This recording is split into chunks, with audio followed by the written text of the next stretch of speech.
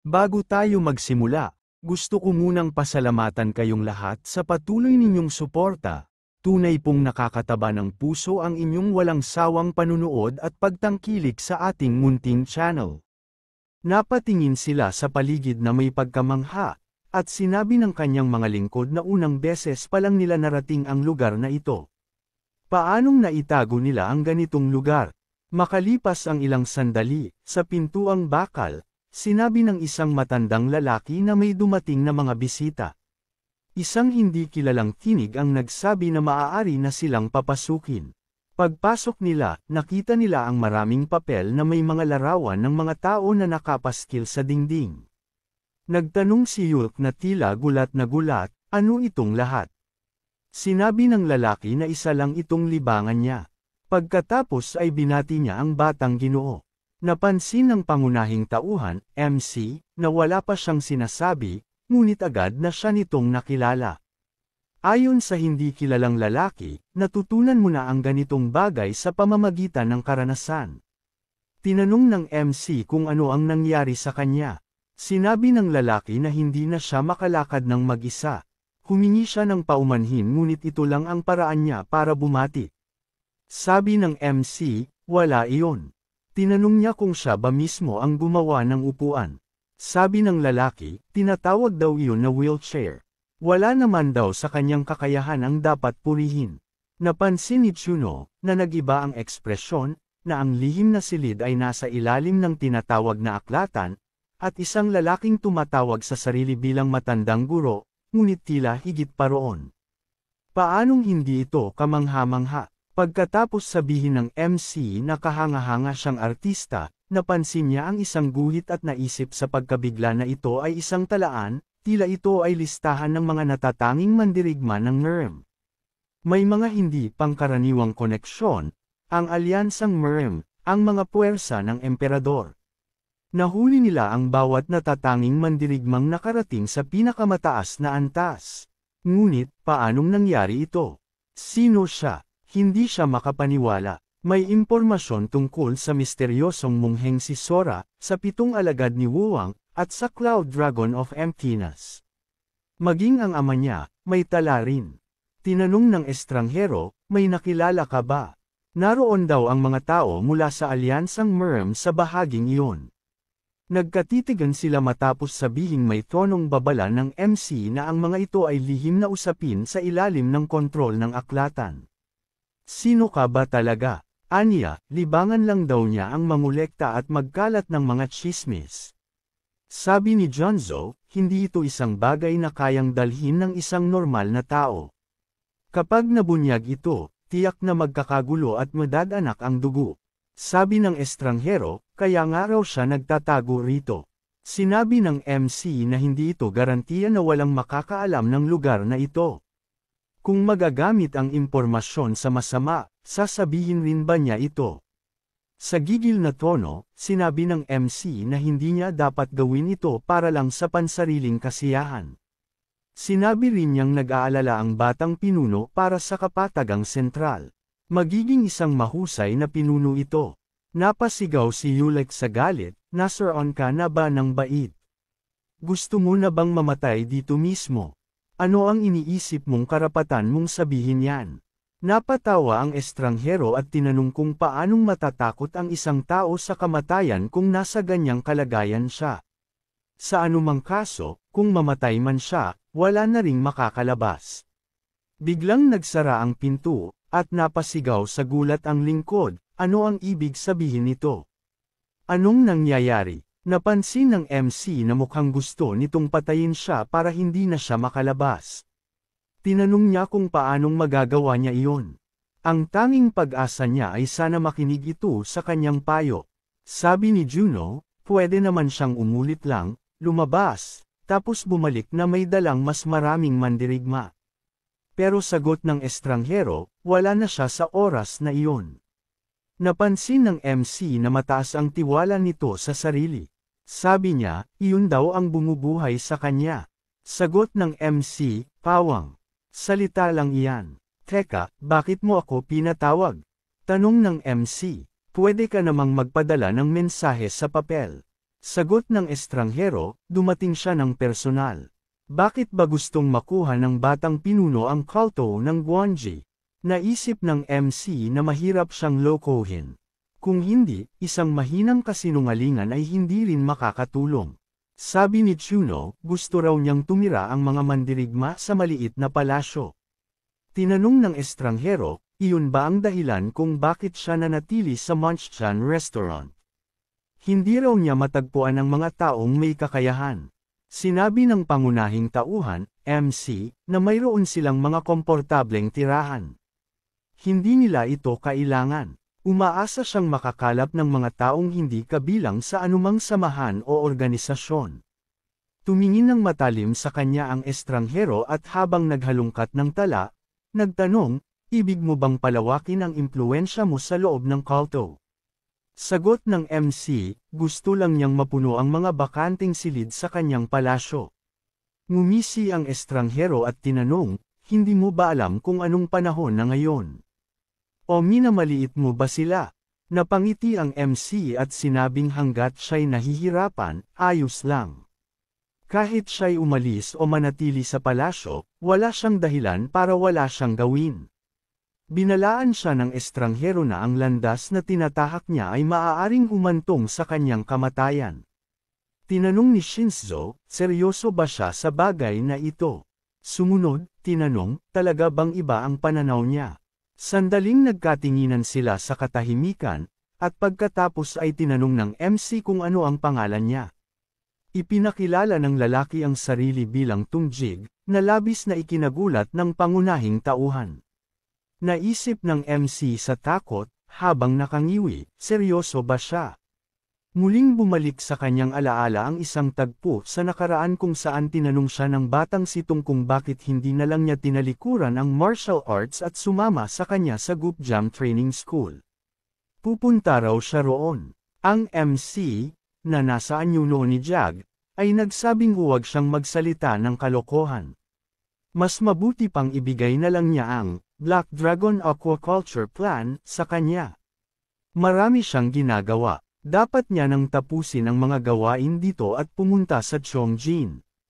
Tinatawag na siya ng Ark. Sabay tawa niya at sinabing masama ang ugali nito.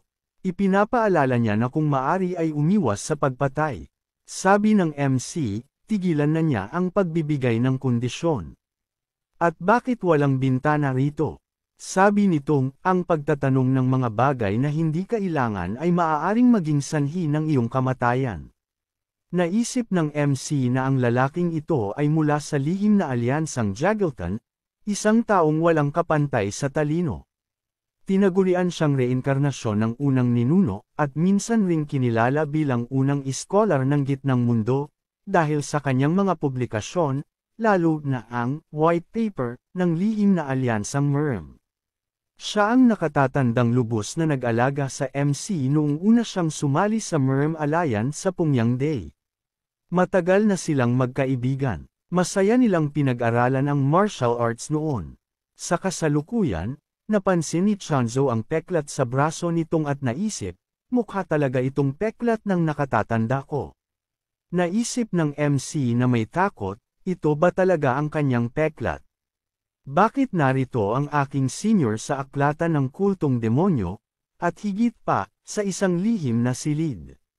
Pagkatapos, sa pagkabigla, tinawag ng MC siya sa pangalang Jagelon, at sinabing hindi siya makapaniwala. Kung siya nga iyon, dapat nasa 40 taong gulang na siya, pero ang itsura ng katawan niya ay mas matanda pa roon. Tinanong nitong, talaga bang kilala mo ako? Ngayon, napaisip siya kung siya nga ba talaga ang batang pinuno. Sinabi ng MC na ang pagtatanong ng mga hindi kailangang tanong ay maaaring magdulot ng kapahamakan. Inamin niya, na naging walang galang siya, at humingi ng tawad. Tinanong ni Chuno, kung ganoon, bakit siya nandito? Sagot nitong, walang sino man ang nakakaalam kung saan sila dadalhin ng kapalaran. Nandito ako dahil dito ako dinala ng tadhana. Nagtanong si Yulat na may gulat, kilala mo siya? Sagot ng MC, nagkakamali ang kanyang lingkod. Hindi ba't ikaw ang nagdala sa akin dito?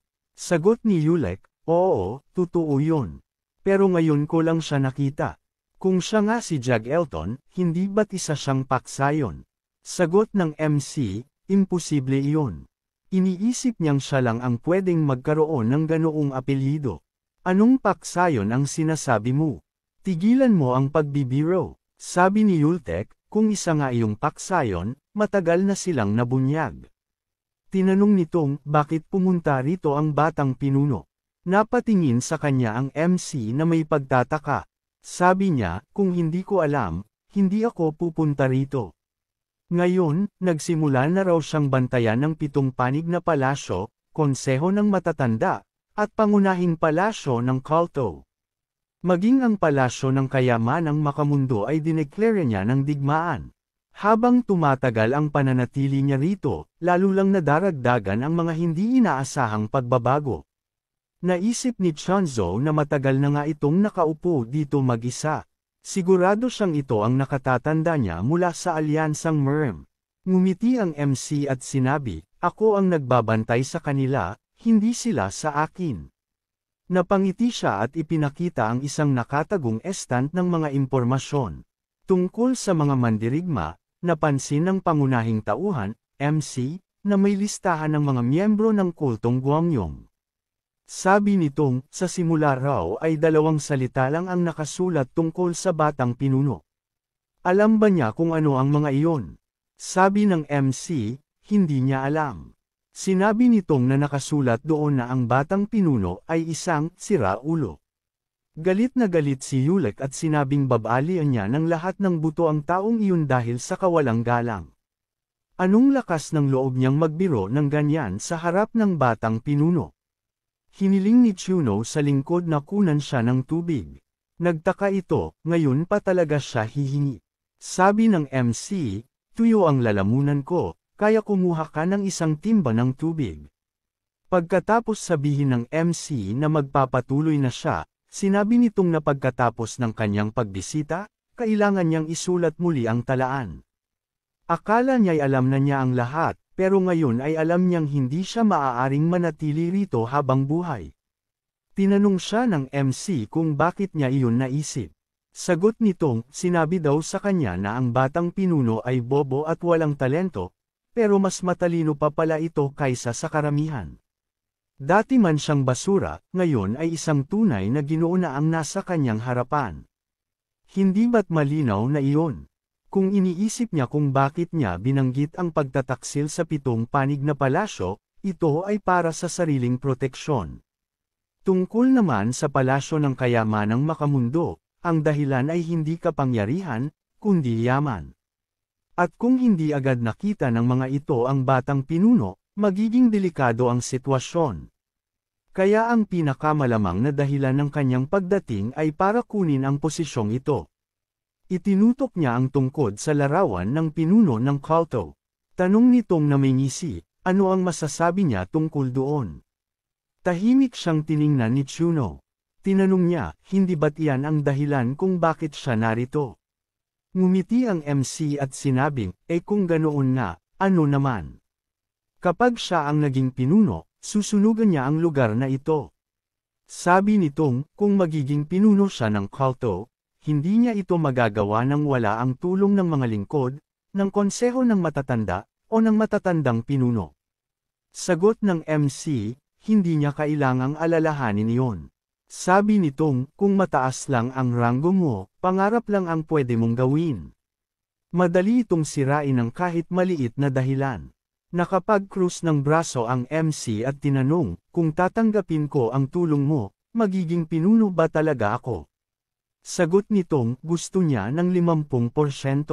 Sabi ni Chuno, hindi iyon maaari. Kung ganoon, kailangang mag-isa niyang gawin ito. Sinabi nitong na baka hindi ito sulit. Sabi ng MC, parang sinasabi mong hindi sulit mangarap. Sagot nitong, nagsasabi lang daw siya ng totoo. Huminga ng malalim ang MC at humingi ng paumanhin. Nagtaka sitong, ano ang ibig mong sabihin? Sabi ng MC, hindi ko balak maging pinuno. Tinanong nitong, ginawa mo lang ba ito para iligtas ang sarili mo? Sabi ni Chuno, ang bundok na daan-daang taon ng matatag ay mukhang madaling sakupin, pero isa lamang itong sulok ng hilagang kanluran. Pero kung titingnan lang ito mula sa loob, ito'y kasakiman lamang. Kahit sakupin man niya ito, mananatiling pareho ang lahat. Pero kung ang layunin niya ay baguhin ang lugar na ito, napaisip siya.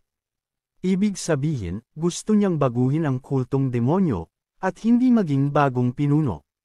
Napaka-arogan. Iniisip ba niyang kaya niya iyon? Hindi ito masosolusyonan gamit lang ang lakas ng katawan. Sabi ng MC, makakamit pa rin niya ang kanyang layunin kahit walang tulong nitong. Huminga ng malalim si Tong at sinabi, ngayon ko naintindihan, hindi ka baliw. Isa ka lang palang nangangarap. Sa ngayon, hindi matatag ang balanse sa kulto. Ano ang magagawa mo? Isa itong kultong sumasamba sa mahika. Sa kakarampot mong lakas sa martial arts, tiyak ang kamatayan mo. Hindi mo ito kayang mag-isa. Wala kang pagpipilian kundi tanggapin ang tulong ko. Ako ang mananagot sa pagtulong sa'yo na maging pinuno ng kulto. Mas mabuti na iyon kaysa mamatay sa kamay ng mga rebelde sa loob. Pwede namang gawin ito ng walang sakripisyo. Inaalok ko sa iyo ang mas magaan na buhay. Ang kailangan mo lang ay ibigay sa akin ang mga karapatang iyon, at mamuhay ka ayon sa gusto mo. Naisip ng MC, habang nagbabago ang ekspresyon niya, na napakaliwanag sana ng kinabukasan ng taong ito. Paanong bumagsak siya ng ganito kababa? Gusto ba talaga niyang maging tagapamahala ng isang kultong demonyo? Nasaan na ang kanyang diwa? Kung nakalimutan niya na kung sino siya, ipapaalala ko sa kanya. Tinanong ng MC, habang nagngangalit ang kanyang mga ngipin at ginagamit ang kanyang kapangyarihan, nagtanong ang MC, bakit ba siya sobrang kumpiyansa na mabibigo ako? Si Shinzo, habang nababalutan ng maitim na enerhiya, ay nagpahayag, ako ang magbabago sa kultong demonyo gamit ang sarili kong mga kamay. Sumigaw ang pangunahing tauhan, MC, na galit, pinipigilan siya gamit ang kapangyarihan, kailangan mong labanan ang mga hangkag na pagnanasa na humahadlang sa iyong landas, kung hindi, sisirain kita.